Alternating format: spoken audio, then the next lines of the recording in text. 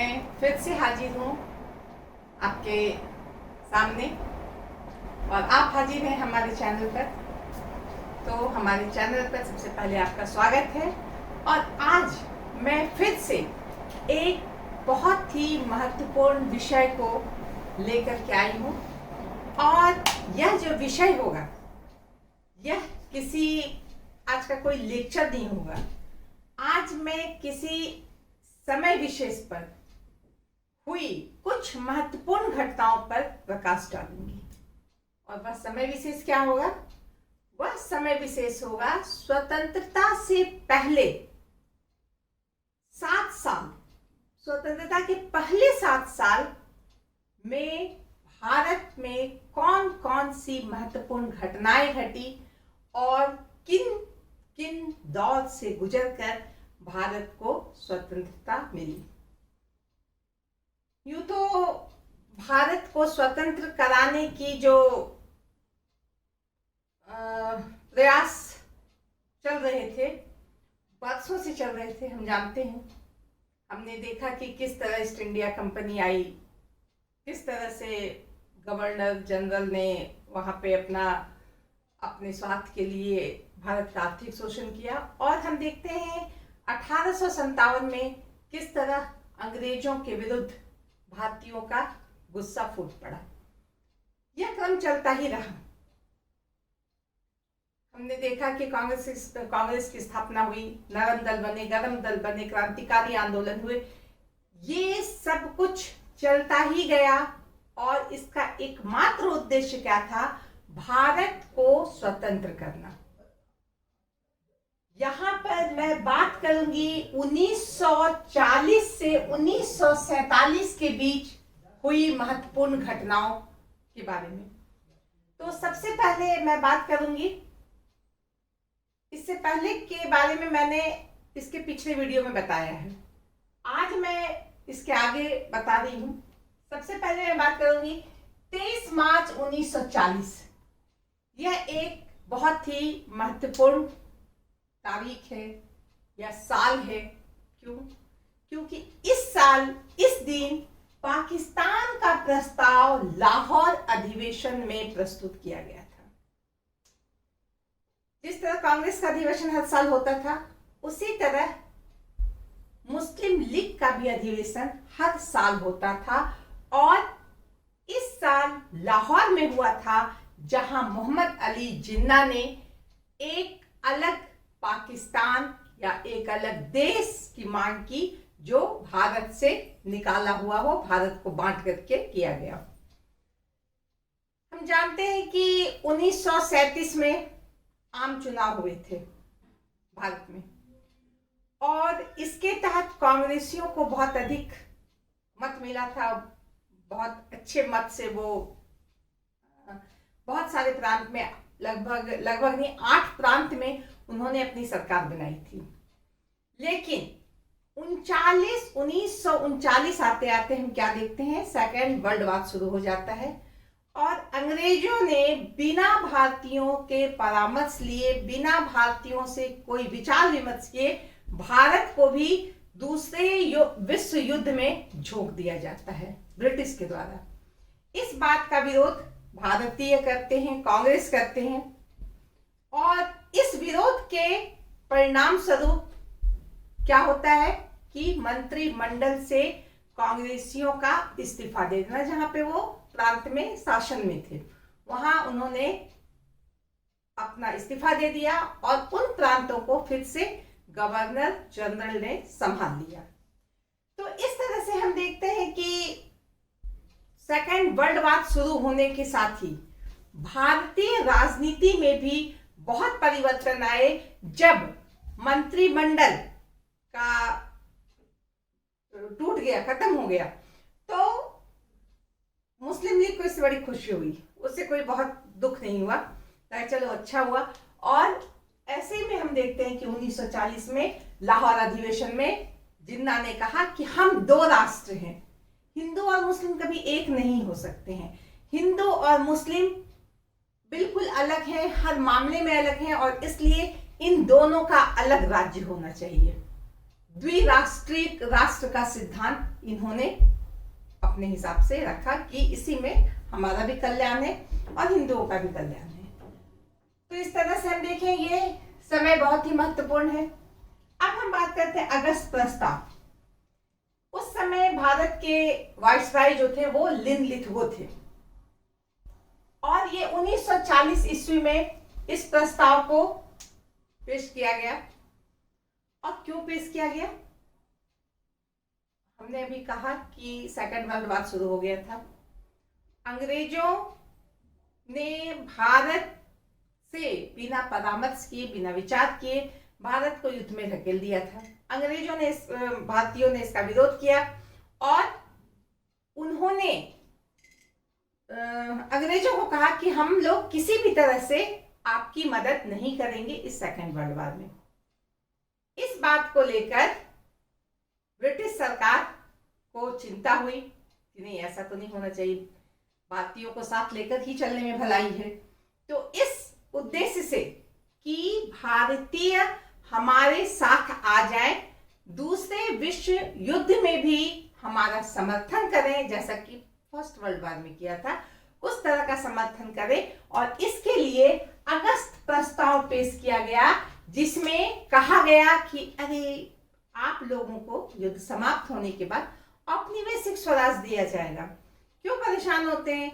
आप लोगों के लिए संविधान सभा बनाई जाएगी, आप संविधान, आपका संविधान होगा, आपके जो ये प्रांत हैं या रियासतें हैं सभी लोग उसमें भाग लेंगे। इस तरह के बहुत सारे लॉलीपॉप दिखाए गए कि आप हमारे साथ आ जाएं। लेकिन ये जितनी भी बातें थी सब कब उन्होंने करने की कही? युद्ध के बाद। और इस बात को लेकर कांग्रेस बिल्कुल इसे नकार दिया और भी दल नकार दिया। इसके साथ ही हम देखते हैं यह अगस्त प्रस्ताव जो था यह फेल हो गया, यह विफल हो गया। भारत छोड़ो आंदोलन, पिछले क्लास में मैंने भारत छोड़ो आंदोलन पर चर्चा की थी। भारत छोड़ो आंदोलन महात्मा गांधी के द्वारा किया गया एक और बहुत बड़ा जन आंदोलन था। इस आंदोलन ने, यह अगर कहें तो महात्मा गांधी के द्वारा किया हुआ पहला बड़ा जन आंदोलन था, अंतिम बड़ा जन आंदोलन था। और इस आंदोलन के प्रभाव बहुत गहरे पड़े। ये अलग बात है कि वो सीधे नहीं दिखते हैं, लेकिन उनके प्रभाव पड़े। इसका क्या कारण था भारत छोड़ो आंदोलन शुरू होने का? जब अगस्त प्रस्ताव पेश किया गया, कांग्रेस ने उसे नकार दिया। अब कांग्रेस ने कहा कि हम ब्रिटिश सरकार के साथ पंगा ना लेंगे, अभी उससे हम बहुत ज्यादा परेशान नहीं करेंगे, वो तो खुद लड़ाई करने में लगी, लेकिन हम लोग सत्याग्रह करेंगे। हम लोगों का यह आग्रह रहेगा ब्रिटिश सरकार से कि वो हमें छोड़ दे, स्वतंत्र कर दे और ये अपने रास्ते चली जाए। ये व्यक्तिगत सत्याग्रह था, इसमें किसी को नहीं कहा गया कि चलो हम साथ में मिल करके करते हैं। सभी लोगों ने अपने अपने स्तर पर ब्रिटिश शासन के विरोध स्वरूप व्यक्तिगत सत्याग्रह शुरू किया। इस सत्याग्रह में महात्मा गांधी तो थे, राजेंद्र प्रसाद, वल्लभ भाई पटेल, विनोबा भावे, ऐसे बहुत बड़े बड़े नेताओं ने व्यक्तिगत सत्याग्रह किया। और इसके बदले में अंग्रेजों ने क्या किया? अंग्रेज इस व्यक्तिगत सत्याग्रह से भी परेशान थे। उन्होंने इन नेताओं को गिरफ्तार करना शुरू किया, यहाँ भारतीयों को तंग करना शुरू किया, उनपे बहुत सारे कानून लादे गए, उनमें अभिव्यक्ति की स्वतंत्रता पर प्रतिबंध लगा दिया गया, प्रेस पर प्रतिबंध लगा दिया गया। कहने का अर्थ है कि अंग्रेज गांधी जी या और नेताओं के द्वारा किए गए व्यक्तिगत सत्याग्रह का भी बुरी तरह से विरोध करने लगे। एक दमनात्मक रवैया उन्होंने अपनाया, जिसके परिणाम स्वरूप क्या हुआ? महात्मा गांधी को 7 अगस्त 1942 के रात को यह प्रस्ताव पेश करना पड़ा कांग्रेस के बंबई अधिवेशन में कि अंग्रेज को अब भारत छोड़ देना चाहिए, बिल्कुल छोड़ देना चाहिए, बिना किसी शर्त के। आपस में ऐसा कुछ नहीं कि तुम ऐसा करोगे तो हम ऐसा करेंगे, कोई शर्त नहीं, आप यहां से जाइए। भारत छोड़ो आंदोलन यहीं से शुरू हुई और 8 अगस्त 1942 से हम देखेंगे कि यह आंदोलन से अंग्रेज इतने डर गए कि तुरंत गांधी जी को पकड़ा, गिरफ्तार किया, जवाहरलाल नेहरू को पकड़ा, गिरफ्तार किया, जितने भी नेता थे, वल्लभ भाई पटेल, जितने भी बड़े बड़े नेता थे कांग्रेस के, सभी को गिरफ्तार करके बंदी बनाना गिरफ्तार किया, बंदी बनाया और नजरबंद कर दिया।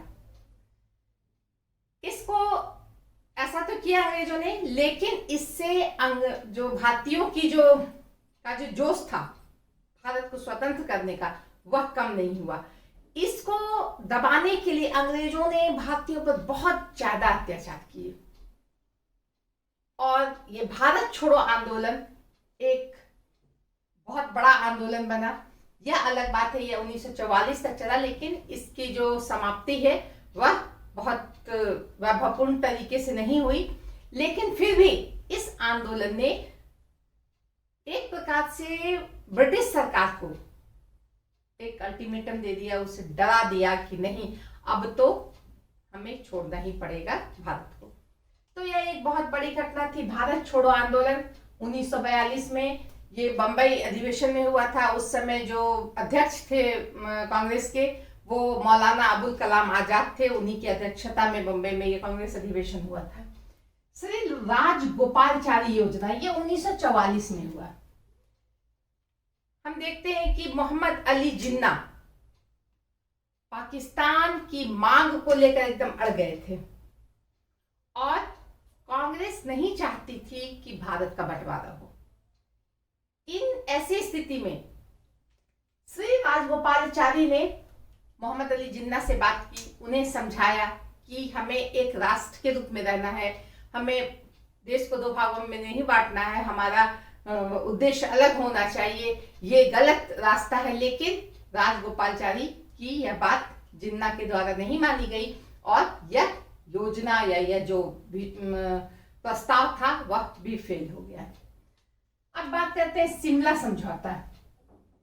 शिमला समझौता शिमला में हुई थी। लॉर्ड बेवेल उस समय भारत के वायसराय थे। अब ये क्यों हुई? अभी तक अंग्रेज युद्ध में कूदे हुए थे, सेकेंड वर्ल्ड वॉर में उनकी स्थिति बहुत खराब थी और 1941 आते आते हम क्या देखते हैं कि जापान भी युद्ध में कूद गया और बहुत ही शक्तिशाली मजबूत तरीके से उन्होंने पर्ल हार्बर पर आक्रमण कर दिया, वहां की जल सेना को क्षति पहुंचाई। उसके बाद उन्होंने सुदूर पूर्व के जो क्षेत्र हैं, मलाया, इंडोनेशिया, सिंगापुर, इन सब पर अपना अधिकार कर लिया। बर्मा, रंगून तक पहुंच गए और अब बारी थी भारत आने की। अंग्रेज डर गए, सोचे कि कहीं ऐसा ना हो कि ये हमारे पर आक्रमण कर दे। मतलब भारत पे आक्रमण करने का मतलब है कि अंग्रेज पर आक्रमण करना है, क्योंकि अंग्रेज यहाँ के शासक थे। तो ऐसी स्थिति में पुनः एक समझौता करने की कोशिश की गई और शिमला समझौता के नाम से ये जाना जाता है, जिसमें फिर से यह प्रस्ताव पेश किया गया कि भारत को आजादी दी जाएगी, भारत के लिए संविधान सभा का निर्माण किया जाएगा जो संविधान बनाएगी, भारत के जो ब्रिटिश प्रांत हैं या देसी रियासत हैं उनको भी भविष्य में जो है देसी रियासतों का जो अधिकार लिया गया था वह लौटा दिया जाएगा। इस तरह से फिर से बहुत सारे अच्छे अच्छे प्रस्तावों को अंग्रेजों द्वारा पेश किया गया, जो फिर से अमान्य हुआ, फिर से अस्वीकृत हुआ और इस तरह हम देखते हैं कि शिमला समझौता भी फेल हो गया। फॉरवर्ड ब्लॉक की स्थापना। फॉरवर्ड ब्लॉक की स्थापना किसने की थी? सुभाष चंद्र बोस ने। पहले सुभाष चंद्र बोस कांग्रेस पार्टी के ही थे, कटक के थे ये।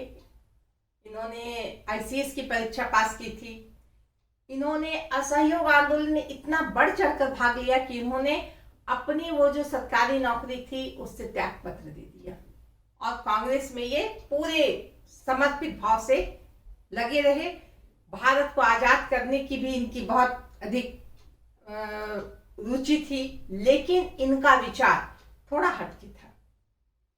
फलतः मतभेद हुआ और कांग्रेस से ये निकल गए और कांग्रेस से निकलने के बाद इन्होंने फॉरवर्ड ब्लॉक की स्थापना की। जय हिंद फौज का पुनर्गठन सुभाष चंद्र बोस ने ही किया।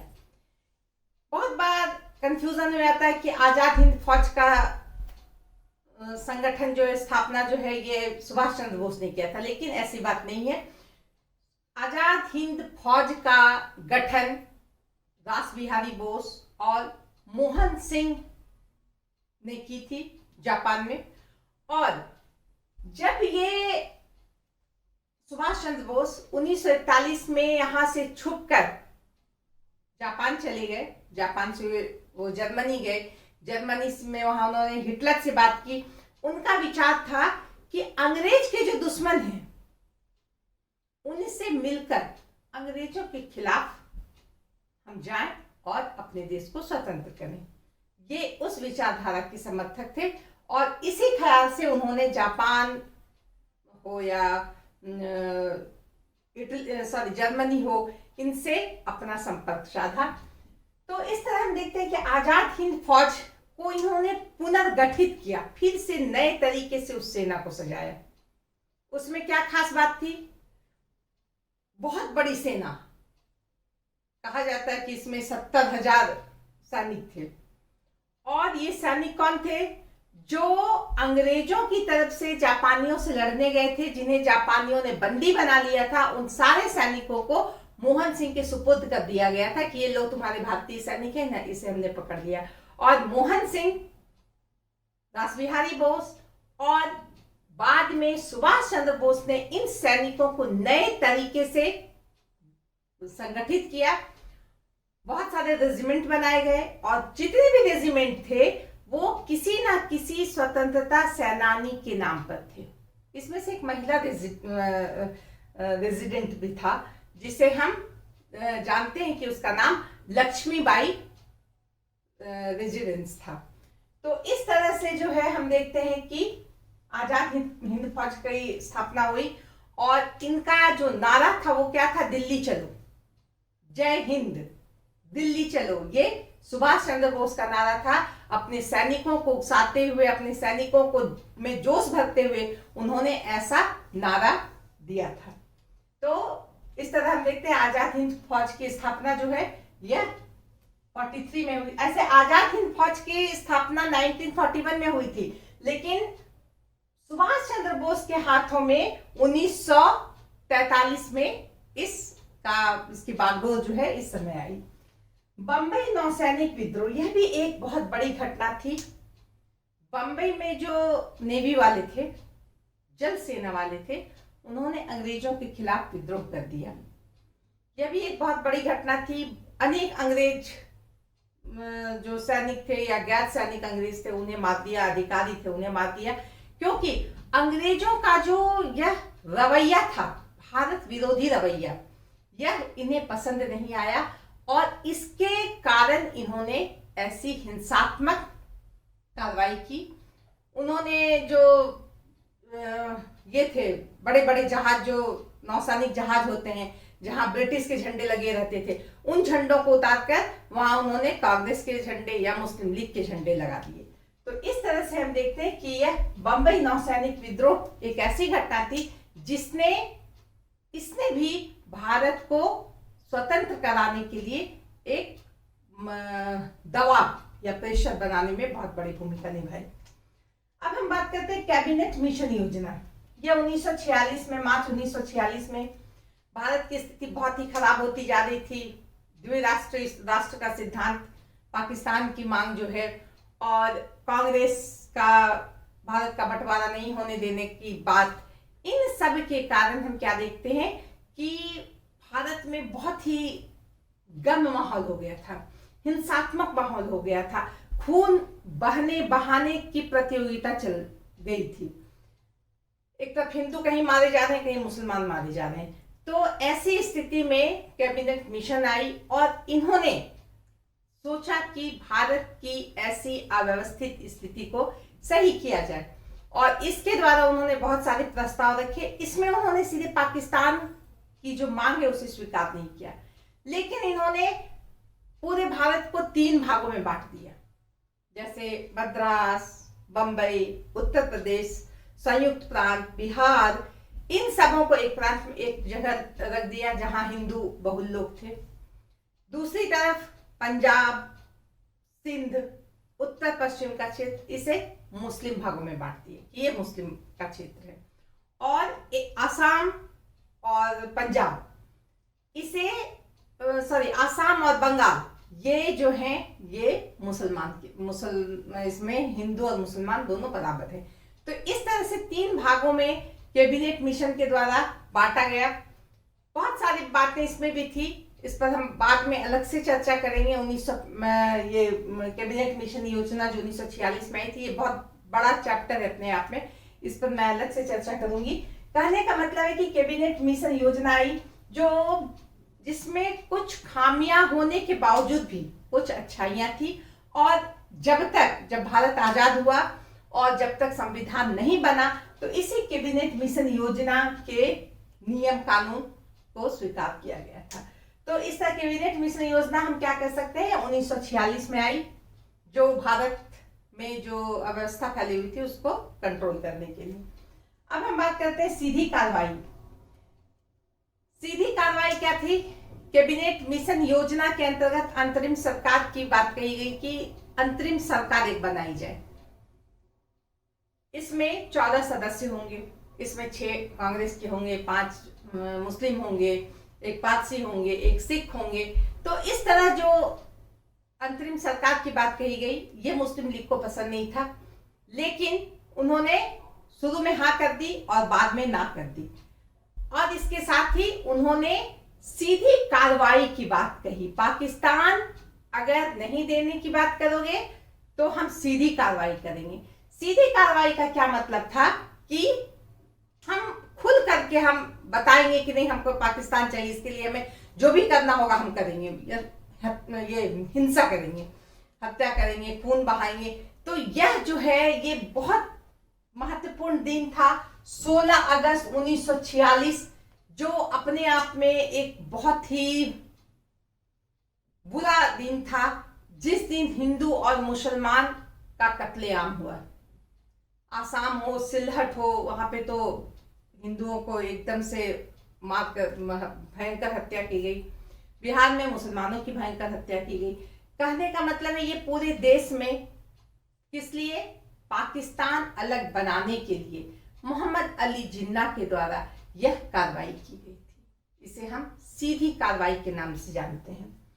और अंत में हम कहेंगे माउंटबेटन योजना, जो लॉर्ड बेवल के जाने के बाद माउंटबेटन आते हैं वाइसराय बन करके, और इन्होंने कमान संभाली।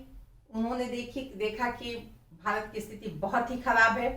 ऐसी स्थिति में उन्होंने कहा कि चूंकि हिंदू और मुसलमान अब एक साथ नहीं रह सकते हैं, बहुत मुश्किल है, शांति के लिए, हिंसा मुक्त शासन के लिए दोनों को अलग हो जाना ही उचित है। माउंटबेटन द्वारा जो तर्क प्रस्तुत किया गया उसे कांग्रेस भी ना नहीं कर सकी, और अंततः हम देखते हैं इन्हीं के द्वारा 15 अगस्त 1947 को भारत आजाद हो गया। सर सिरिल रेडक्लिफ की अध्यक्षता में बाउंड्री, जो सीमा रेखा का जो बंटवारा है, कौन सीमा जो बनाया गया, वह सिरिल रेडक्लिफ की अध्यक्षता में बनाया गया, जिसमें एक हम क्या खास देखें कि पंजाब को 2 भागों में बांट दिया गया। आधा भाग पाकिस्तान चला गया, आधा भाग भारत में रह गया। उसी तरह बंगाल को भी 2 भागों में बांट दिया, आधा भाग भारत में रह गया और आधा भाग उधर पाकिस्तान के हिस्से में था। खैर अभी तो वो बांग्लादेश है, लेकिन उस समय के संदर्भ में हम बात कर रहे हैं।